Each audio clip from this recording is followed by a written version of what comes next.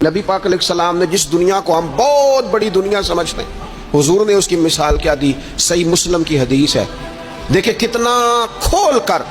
اور کتنا آسان کر کے رسول پاک ہمیں بات سمجھاتے ہیں۔ دنیا کیا ہے، آخرت کیا ہے، یہ والی زندگی کیا ہے، آخرت کی زندگی کیا، بالکل کھول کر واضح کر کے نبی پاک علیہ الصلوۃ والسلام فرمانے لگے دنیا اور آخرت کی مثال اس طرح ہے جس طرح دریا بہہ رہا ہو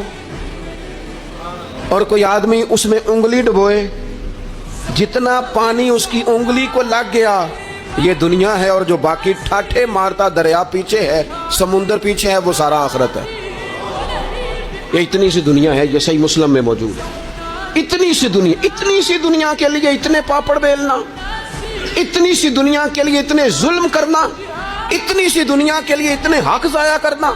اتنی سی دنیا کے لیے اتنے لوگوں کے دل توڑنا،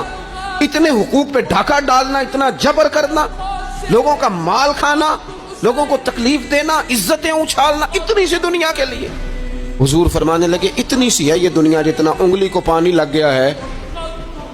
وہ جنت، جو نری جنت نہیں، خدا کا فضل ہے، جو اللہ کی عطا ہے اپنے بندوں کے لیے۔ میرے کریم فرمانے لگے اس جنت میں وہ نعمتیں ہیں نہ کسی آنکھ نے دیکھی، نہ کسی کان نے سنی، نہ تمہارے دل پر کبھی خیال ہی گزرا ہوگا کہ ہمارا رب ہمیں یہ عطا فرمانے والا ہے۔